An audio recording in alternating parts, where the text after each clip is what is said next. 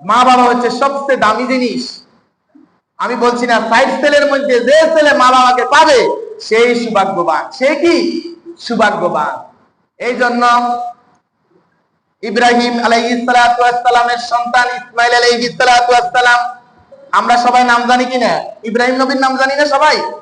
আমাদের জাতির পিতা ইব্রাহিম আলাইহিস সালাতু ওয়াস সালামের সন্তান, ইব্রাহিম আলাইহিস সালাতু ওয়াস সালামের সন্তান ইসমাইল আলাইহিস সালাতু ওয়াস সালাম, তিনি মক্কা থাকতেন।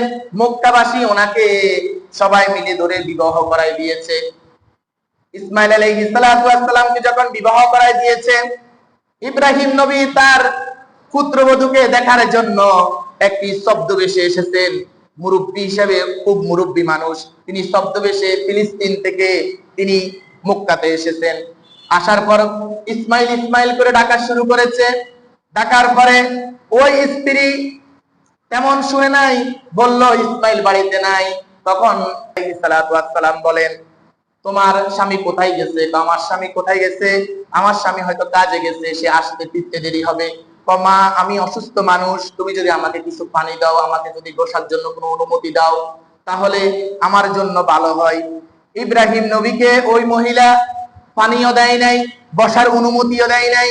ইব্রাহিম নবী যখন বসার অনুমতি না পেয়েছেন, যখন তিনি পানি পান নাই, সাথে সাথে ইব্রাহিম নবী বললেন, আচ্ছা মা, আমি চলে যাচ্ছি, তোমার কাছে একটা কথা রেখে যাচ্ছি, তুমি এই কথাটা তোমার স্বামী ইসমাইল আসলে বলে দিও।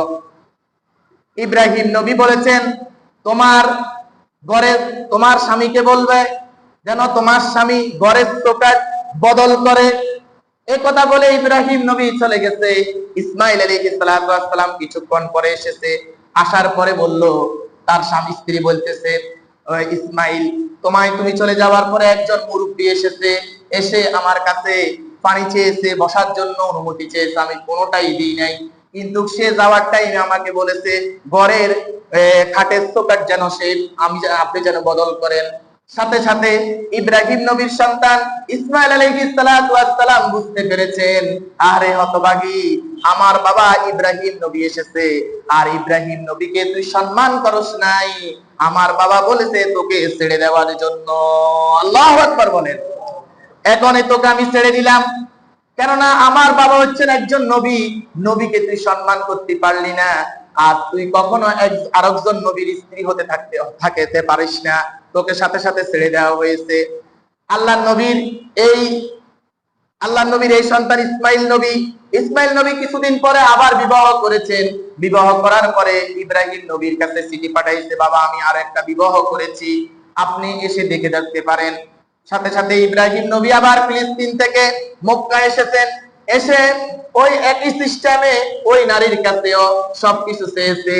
সাথে সাথে ওই নারী ইব্রাহিম নবীকে বসতে দিয়েছেন, খেতে দিয়েছেন, এবং বলছে আপনি রেস্ট করেন, মুরব্বী মানুষ, আপনি যাবেন না, আপনি বেশিক্ষণ অবস্থান করেন। সাথে সাথে ইব্রাহিম নবী বলল, মা, আমি বেশিক্ষণ থাকতে পারবো না, কেননা আমি চলে যেতে হবে। ইব্রাহিম নবী যখন একথা বললেন, একথা বলে ইব্রাহিম নবী চলে গেলেন।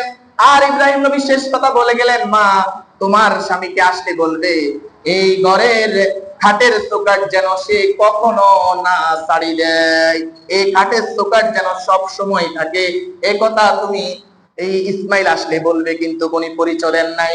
ইব্রাহিম নবী চলে যাওয়ার পরে ইসমাইল আলাইহিস সালাতু ওয়াস সালাম যখন দিনের দাওয়াত দিয়ে বাড়িতে এসেছেন, আসার পরে তার স্ত্রী বর্ণনা দিয়েছেন, একজন মুরব্বী এসেছেন, ক্ষুধার্ত মানুষ, এসে আমাদের ঘরে খাওয়া দাওয়া করেছে, আমি খাওয়া দাওয়া করেছি, ওনাকে বসার জন্য বলেছি, এবং উনি বলে দিয়েছে যেন আমাদের ঘরের যে খাটের চৌকাঠ সেটা যেন কখনো না ছাড়িল, তুমি সারা জীবন এই চৌকাঠ নিয়ে থাকার জন্য বলেছে। সাথে সাথে ইব্রাহিম নবীর সন্তান ইসমাইল নবী বলতেছেন, ও স্ত্রী, তুমি সৌভাগ্যবান, আমার বাবা এসেছে, আর আমার বাবা বলে গেছে আমি যেন তোমাকে কখনো না ছাড়ি দিই। সুবহানাল্লাহ, সুবহানাল্লাহ। এই জন্য পিতামাতা আল্লাহ তাআলার পক্ষ থেকে আমাদের জন্য বড় একটি নিয়ামত।